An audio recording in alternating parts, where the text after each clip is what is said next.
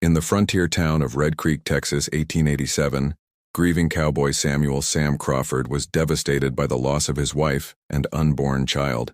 When his startled horse accidentally trampled a merchant's cart, killing the man, Sam faced the judge's unconventional sentence: marry the victim's widow, Martha Henderson, and provide for her and her young son, Tommy. What began as a marriage of duty and atonement slowly transformed as Sam discovered Martha's strength, kindness, and the way she cared for both him and Tommy. Despite their rocky beginning, Sam found himself falling for the woman he was ordered to marry, realizing that his feelings had shifted from obligation to genuine love. The morning sun cast long shadows across the wooden floors of the Henderson house as Sam Crawford awakened to the sound of Tommy's laughter echoing from the kitchen.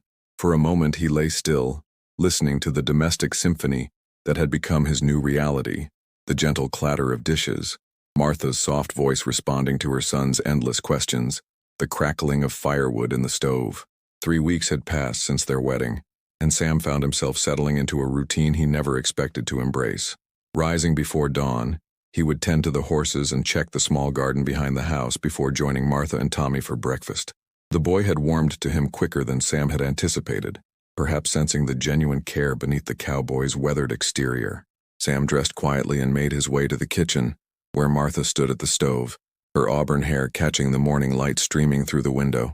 She wore a simple blue dress with a white apron, and when she turned to greet him, that same disarming smile that had first caught him off guard spread across her face. "Good morning, Sam," she said, her voice carrying a warmth that made his chest tighten. "I've made extra coffee. I know you prefer it strong." "Much obliged, Martha," Sam replied, accepting the steaming cup she offered. Their fingers brushed briefly during the exchange, and he noticed she didn't pull away as quickly as she had in those first awkward days. Tommy bounced in his chair, a piece of toast clutched in his small fist. "Sam, will you teach me to rope today, please? Mama says I'm old enough to learn." Sam glanced at Martha, seeking her approval. She nodded with a gentle smile. "If Sam has time after his work, then yes, you may practice with the old rope in the barn. I reckon I can spare an hour or two this afternoon," Sam said, ruffling Tommy's dark hair. The boy beamed, and Sam felt that familiar warmth in his chest, the same feeling he'd experienced when he first imagined having a son of his own. As they ate breakfast, Martha shared the day's plans. Mrs. Abernathy from town had invited her to a quilting circle, and she seemed genuinely excited about the prospect of female companionship. Sam had noticed how isolated she'd become after her first husband's death, and he was glad to see her emerging from that shell of grief. "Will you be comfortable taking Tommy with you?" Sam asked, though he already knew the answer. Martha never went anywhere without her son. "Actually," Martha said, pausing with her fork halfway to her mouth, "I was wondering if perhaps Tommy might stay here with you. The other lady's children will be in school, and I think he might enjoy spending time learning ranch work instead." Sam nearly choked on his coffee. The suggestion represented a level of trust he hadn't expected so soon. Martha was essentially asking him to care for the most precious thing in her world. "I'd be honored," he said simply, meeting her eyes across the table. After breakfast, Sam walked Martha to the edge of town, where she would meet the other women. The September morning was crisp, with the first hints of autumn coloring the leaves of the cottonwood trees along the creek. Martha had wrapped a light shawl around her shoulders, and Sam found himself stealing glances at her profile as they walked. "Sam," she said suddenly, stopping near the old oak tree that marked the halfway point to town, "I want to thank you." "For what?" "For being patient with us." "With me?" She looked down at her hands, fidgeting with the fringe of her shawl. "I know this arrangement isn't what either of us would have chosen, but you've been kind. More than kind." Sam felt his heart racing. This was the first time Martha had acknowledged the unusual nature of their situation so directly. "Martha, I want you to know that whatever brought us together, I don't regret it. Not anymore." She looked up at him then, her green eyes searching his face. "Nor do I," she said softly. They stood there for a moment, the weight of unspoken words hanging between them like morning mist. Sam wanted to reach out, to touch her face, to tell her that she had become the brightest part of his days. Instead, he simply smiled and tipped his hat. "Enjoy your quilting circle, Mrs. Crawford." Her cheeks flushed pink at the use of her married name, and Sam felt a surge of hope that perhaps in time, she might truly claim it as her own. Please like this video, subscribe to the channel, and comment where you're watching this incredible continuation from. Sam returned to the house to find Tommy waiting eagerly by the barn, already attempting to coil the old rope Martha had mentioned. The boy's enthusiasm was infectious, and Sam couldn't help but smile at the determined expression on the child's face. "All right, partner," Sam said, approaching with measured steps. "First lesson in roping. It's not about strength. It's about timing and patience." For the next hour, Sam patiently demonstrated the proper way to hold the rope, how to build a loop, and the basic motion of casting. Tommy struggled at first, his small hands fumbling with the hemp fibers, but Sam remembered his own father's patient instruction years ago and found himself drawing on those half-forgotten memories. "Like this, Sam?" Tommy asked, attempting to swing the rope in the motion Sam had shown him. "Better," Sam encouraged, adjusting the boy's grip. "Remember, the rope is like a partner, not a tool. You work with it, not against it." As Tommy practiced, Sam found his thoughts drifting to Martha. He wondered what she was sharing with the other women, whether she spoke of their marriage, of him. The thought both thrilled and terrified him. In Red Creek, gossip traveled faster than wildfire, and he hoped Martha felt comfortable enough to defend their unconventional arrangement if questioned. "Sam, tell me about my real pa," Tommy said suddenly, dropping the rope and looking up with those same green eyes he'd inherited from his mother. The request caught Sam off guard. He'd been dreading this conversation, unsure of his place in the boy's life and unwilling to overstep boundaries that Martha hadn't clearly defined. "What would you like to know?" Sam asked carefully, settling down on a hay bale to bring himself to Tommy's eye level. "Mama gets sad when I ask her. She cries but tries to hide it. Maybe you can tell me without making anybody sad." Sam's heart ached for both the boy's confusion and Martha's lingering grief. He chose his words carefully. "Your pa was a good man, Tommy. He loved your mama very much, and he would have loved you fierce as a summer storm. Sometimes grown-ups cry because love doesn't just disappear when someone goes to heaven. It stays here, in our hearts, and sometimes that feels too big to hold." Tommy nodded solemnly, processing this information with the gravity that children reserve for life's most important lessons. "Do you love Mama?" The directness of the question stunned Sam into silence. He looked into Tommy's expectant face and realized that lies, even kind ones, had no place in this conversation. "I'm learning to," Sam said honestly, "and I already care about you both more than I thought possible." "Good," Tommy said matter-of-factly, picking up the rope again. "Mama needs someone to love her proper. She thinks I don't notice, but she gets lonely when she thinks I'm sleeping." The wisdom in the boy's words humbled Sam. Children, he realized, saw things adults often missed: the quiet moments of sorrow, the carefully hidden needs, the spaces where love could grow if given the chance. They spent the rest of the morning working around the property. Sam taught Tommy how to properly groom a horse, showing him how to curry the animal's coat and clean its hooves. The boy proved to be a natural with the animals, gentle but confident, and Sam could see echoes of Martha's compassion in every interaction. When the sun reached its peak, they broke for lunch. Sam prepared simple fare: cold meat, fresh bread, and milk from their small cow. As they ate on the porch, Tommy regaled him with stories about school, his friends, and his dreams of becoming a cowboy himself one day. "Will you teach me to shoot?" Tommy asked around a mouthful of bread. "When you're older, and only if your mama agrees," Sam replied. "A gun is a serious responsibility, not a toy. Pa had a rifle. Mama keeps it in the closet, but she won't let me touch it. Your mama's wise. Promise me you'll never handle any firearm without permission." Tommy nodded earnestly. "I promise." As afternoon approached, Sam found himself dreading Martha's return, not because he didn't want to see her, but because these hours with Tommy had felt so natural, so right. For the first time since losing his own family, he could envision a future that included children's laughter, patient instruction, and the daily rewards of watching a young mind grow. When Martha finally appeared on the horizon, walking gracefully along the dirt road with her shawl draped over her arm, both Sam and Tommy rushed to meet her. The sight of them approaching together, man and boy united in their eagerness to welcome her home, stopped Martha in her tracks, and Sam saw tears glisten in her eyes. "How were my two men today?" she asked, her voice catching slightly on the word men.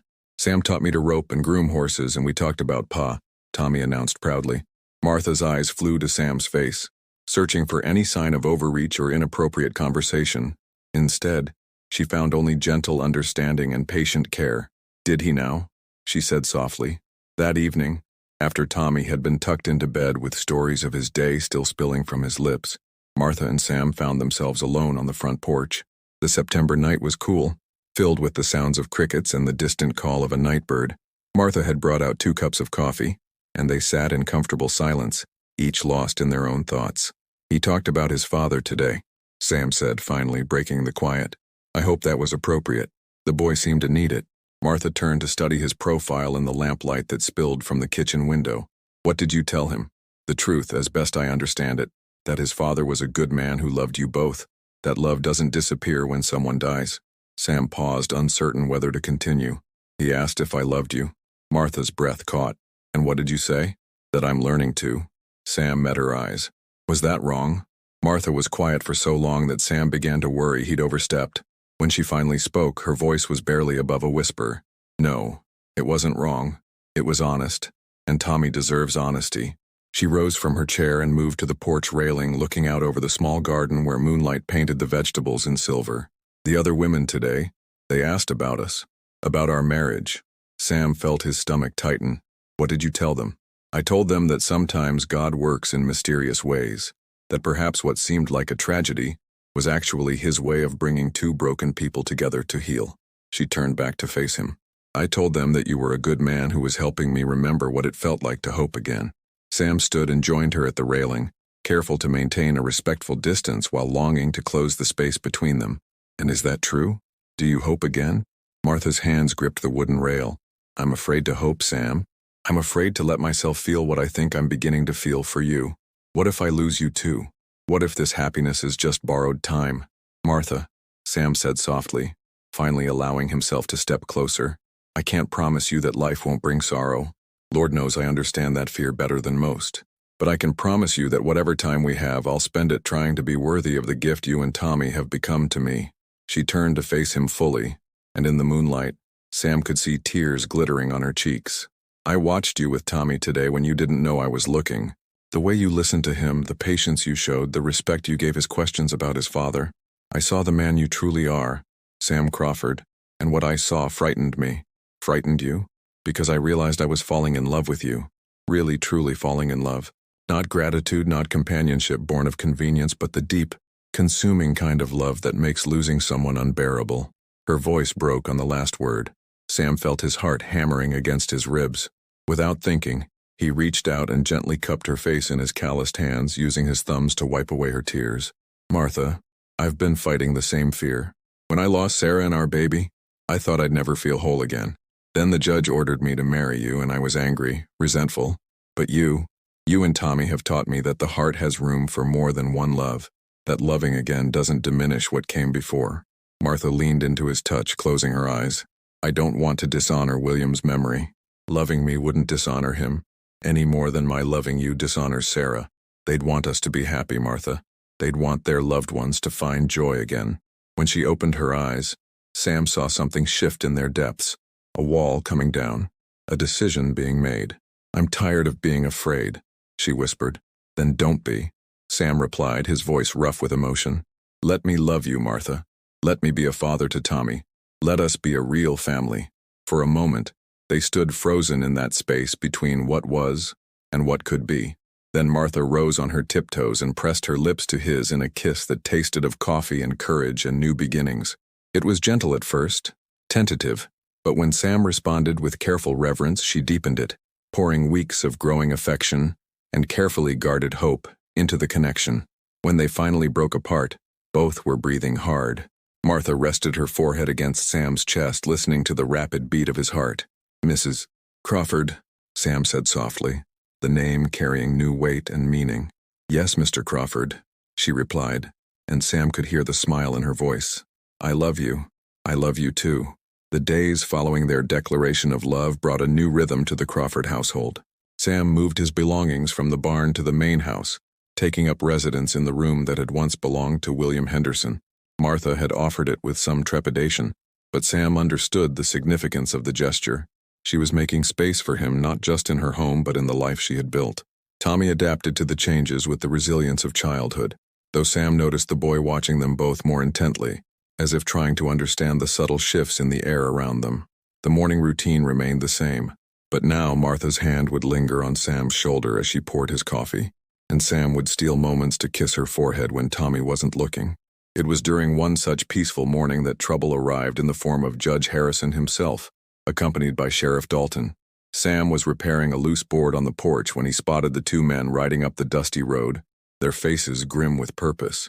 "Martha," Sam called quietly into the house, not wanting to alarm Tommy. "We have visitors." Martha appeared at his side, wiping her hands on her apron, and Sam felt her tense when she recognized the approaching riders. The judge had been responsible for their union, but his unexpected arrival couldn't bode well. "Mr. and Mrs. Crawford," Judge Harrison said formally as he dismounted. "I hope we're not interrupting." "Not at all, Your Honor," Sam replied, though every instinct told him otherwise. "What brings you out this way?" Sheriff Dalton remained mounted, his hand resting casually on his gun belt, a detail that didn't escape Sam's notice. "We've had some complaints, Sam," the sheriff said without preamble. "Questions about whether this arrangement is working out as intended." Martha stepped closer to Sam, and he could feel her trembling slightly. "What kind of complaints?" she asked. Judge Harrison cleared his throat. "Mrs. Adelaide Thornton has expressed concerns about the legitimacy of your marriage. She claims there's been talk in town about the unusual circumstances, and she's petitioned the court to review the arrangement." Sam felt ice form in his stomach. Adelaide Thornton was Red Creek's self-appointed moral authority, a wealthy widow who wielded her influence like a weapon against anyone who failed to meet her rigid standards. "What exactly is Mrs. Thornton claiming?" Sam asked, fighting to keep his voice level.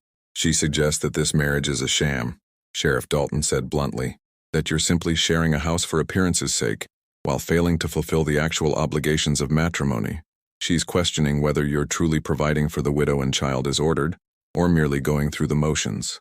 Martha's face flushed with anger and embarrassment. "How dare she presume to know anything about our private life? We've done nothing wrong." "I'm not saying you have," Judge Harrison said more gently, "but the law requires that this arrangement serve its intended purpose. If there's evidence that this is merely a marriage of convenience with no genuine commitment to family formation, the court could be compelled to dissolve the union and impose alternative penalties." Sam felt Martha's hand slip into his, her fingers intertwining with his own. "And what would those penalties be?" "Jail time," Sheriff Dalton said simply, "and the original debt would fall to the county, leaving Mrs. Henderson and her son without support." The threat hung in the air like smoke from a wildfire. Sam squeezed Martha's hand, drawing strength from her presence. "Judge, with respect, Mrs. Thornton's opinions don't reflect the reality of our situation. Martha and I have built something real here. We're a family.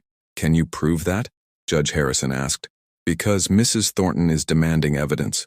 She wants to see marriage records, witness testimonies, proof of cohabitation, and genuine marital commitment." Tommy chose that moment to emerge from the house, sensing the tension in the adult voices. He moved immediately to Sam's side, slipping his small hand into Sam's free one. The gesture was unconscious, natural, and Sam saw both the judge and sheriff notice it. "Is there a problem?" Tommy asked, looking up at the stern-faced men with the fearless curiosity of childhood. "No problem, son," Sam said softly. "These gentlemen were just checking on us." Martha spoke up, her voice stronger now. "Your Honor, I don't know what Mrs. Thornton thinks she knows about our marriage, but I can tell you that Sam Crawford has been everything a husband should be. He's provided for us, protected us, and loved us. My son calls him Pa now, not because he was ordered to, but because Sam has earned that title through his actions." Judge Harrison studied the tableau before him. The joined hands, the protective stance, the child's obvious comfort with the man who had been a stranger just months ago. "Mrs. Thornton has scheduled a formal hearing for next week. She's bringing witnesses who will testify about your arrangements. I suggest you do the same." After the men left, Martha collapsed into one of the porch chairs, her face pale. "What if we lose, Sam? What if they decide this isn't real enough for their standards?" Sam knelt beside her chair, taking both her hands in his. "Then we'll make sure they understand exactly how real this is. Martha, what we have isn't on trial here. Mrs. Thornton's narrow-minded prejudices are. We'll gather our own witnesses, people who've seen us together, who know what kind of family we've become. Will that be enough?" Sam looked into Martha's worried eyes and felt a fierce protectiveness surge through him. "It'll have to be enough because I won't let anyone tear our family apart. Not Adelaide Thornton, not the court, not anyone." The following days were a whirlwind of preparation. Sam and Martha spent their evenings planning their defense, discussing who might speak on their behalf and what evidence they could present to prove the authenticity of their union. "Dr. Mitchell," Martha suggested one evening as they sat at the kitchen table with papers spread before them. He delivered Tommy when I was sick with fever last month. He saw how you cared for both of us. Sam nodded, making a note. And Pastor Williams married us. He's seen us in church together every Sunday since, seen how we interact with each other and with Tommy. What about Mrs. Garrett from the general store? Martha added. She's watched us shop together, seen you buying ribbon for my hair and peppermint sticks for Tommy. Those aren't the actions of a man fulfilling an obligation. As they compiled their list of potential witnesses, Tommy appeared in the doorway wearing his nightgown, rubbing sleepy eyes. Why are you up so late? Martha rose to guide him back to bed, but Tommy resisted, looking between his parents with growing concern. Are you in trouble because of me? Sam pushed back from the table and lifted the boy onto his lap. No, son. We're not in trouble because of you. Some people just don't understand that families can be built in different ways. But we are a real family, aren't we? Tommy asked, his small voice carrying a weight that broke Sam's heart. The realest family there is, Sam assured him. And no one's going to change that. Martha reached over and smoothed Tommy's hair. Sometimes adults have to prove things to other adults, even when those things should be obvious. But Papa Sam is right. We're a family, and that's not changing. The use of Papa Sam wasn't lost on any of them. It had evolved naturally over the past weeks, and hearing it now in the face of their current crisis felt like armor against the world's doubts. The next morning brought their first ally in the form of Dr. Mitchell himself, who arrived unannounced while Sam was chopping wood. The elderly physician climbed down from his buggy with the careful movements of a man who'd spent decades making house calls across rough country. Sam, Martha, he called out as they both approached. I heard about Adelaide Thornton's meddling. Thought you should know I've already spoken to Judge Harrison. Martha's face brightened with hope. You have? Indeed. Told him exactly what I witnessed when Tommy took ill. How you, Sam, rode through a thunderstorm to fetch me in the middle of the night. How you stayed awake for 3 days straight, helping Martha tend to that boy, never leaving his bedside. That's not the behavior of a man fulfilling a court order. That's a father protecting his child. Sam felt emotion tighten his throat. Thank you, Doc. That means more than you know. I also told the judge about what I observed afterward. Dr. Mitchell continued. How gently you carried Tommy when he was too weak to walk. How you read to him every evening during his recovery. How Martha looked at you, not with gratitude but with love. Real love. The kind that can't be faked or forced. Word of their situation spread through Red Creek faster than Sam had anticipated. Some reactions were supportive, others judgmental, but most fell somewhere in between. Mrs. Henderson, Martha's former neighbor, stopped by with a casserole and a firm declaration that she'd testify about the obvious affection she'd witnessed between them at the church social. Even more surprising was the visit from Tom Bradley, the blacksmith, who rarely involved himself in town politics. Sam, he said, pulling off his leather gloves as he approached the porch. I hear Adelaide Thornton's causing trouble. Word travels fast, Sam replied. It does, and I want you to know I've seen how you handle yourself in town, how you treat Martha and the boy. You're a good man, and good men are hard to come by. If you need someone to speak for you, I'll do it. That evening, as they prepared for bed, Martha turned to Sam with tears in her eyes. I never expected so many people to care about us, to step forward like this. Sam pulled her into his arms, marveling at how natural the gesture had become. Maybe Mrs. Thornton did us a favor. She's forcing people to look at what we've built here, to see it for what it really is. And what is it really? Martha asked, looking up at him. It's home, Sam said simply. It's love. It's proof that sometimes the best things in life come from the most unexpected places. Martha rose on her tiptoes to kiss him, a kiss that spoke of gratitude and determination and the quiet strength that had carried them this far. Tomorrow we fight for our family. Tomorrow we show them what we already know, Sam corrected, that this family was meant to be. The morning of the hearing dawned crisp and clear, with autumn colors painting the trees around Red Creek in shades of gold and crimson. Sam adjusted his tie nervously as Martha smoothed her best dress, the blue one she'd worn to their wedding. Tommy sat between them in the buggy, unusually quiet but determined to attend despite their gentle suggestions that he might prefer to stay with neighbors. I want to be there, he'd insisted. If someone's saying we're not a real family, then I want to tell them they're wrong. The courthouse was fuller than Sam had expected. Half the town seemed to have turned out, some out of genuine concern, others drawn by the spectacle of Adelaide Thornton's crusade. Mrs. Thornton herself sat in the front row, flanked by her allies. Mrs. Prudence Walsh, who ran the boarding house and considered herself an expert on proper domestic arrangements, and Mr. Jeremiah Stokes, the bank president who'd never approved of unconventional solutions to financial problems. Judge Harrison called the hearing to order with the gravity befitting a murder trial. We're here to examine the legitimacy of the marriage between Samuel Crawford and Martha Henderson Crawford, entered into by court order 6 months ago. Mrs. Thornton rose when called upon, her testimony delivered with the fervor of a crusader. She spoke of unnatural arrangements, of marriages of convenience that mock the sacred institution, and of the moral decay that occurs when the court interferes with God's plan. She presented witnesses who testified about seeing Sam sleeping in the barn during the early weeks, about the coldness they'd observed between the couple at church, about their belief that this was nothing more than an economic arrangement masquerading as matrimony. When it came time for Sam and Martha's defense, Dr. Mitchell was the first to take the stand. He spoke eloquently about the night Tommy had fallen ill, describing Sam's desperate ride through the storm, and his tireless vigil at the boy's bedside. "Your Honor," he concluded, "I've delivered babies and watched families form for 40 years. What I witnessed in that house wasn't duty, it was love, pure and simple." Pastor Williams followed, testifying about the gradual transformation he'd observed in the Crawford family. "When they first came to my church, they sat stiffly apart, fulfilling an obligation. But week by week, I watched them grow closer. I saw genuine affection bloom, saw Sam's hand find Martha's during prayers, saw Tommy lean against Sam during hymns. That kind of intimacy can't be manufactured, Your Honor."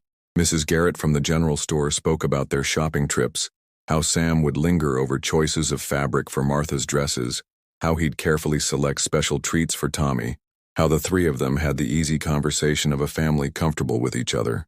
Tom Bradley testified about Sam's character, about the respect he showed Martha in public and the obvious pride he took in Tommy's accomplishments. But it was Tommy himself who provided the most powerful testimony. Judge Harrison had been reluctant to allow a child to speak, but Tommy's earnest request and obvious intelligence had won him over.